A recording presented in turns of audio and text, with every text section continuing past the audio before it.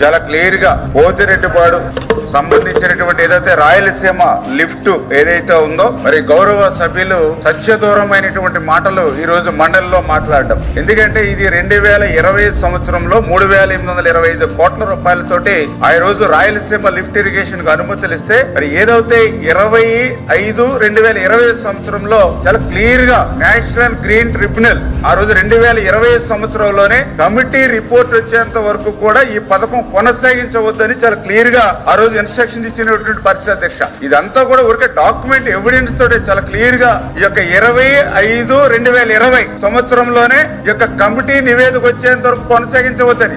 అంటే 2020లో జగన్మోహన్ రెడ్డి ముఖ్యమంత్రిగా ఉన్నారా లేకపోతే చంద్రబాబు నాయుడు గారు ముఖ్యమంత్రిగా ఉన్నారా అనేటువంటి విషయం కూడా ఈ రోజు గౌరవ సభ్యులకు తెలియకపోవడం చాలా దురదృష్టకరమైనటువంటి పరిస్థితి అధ్యక్ష.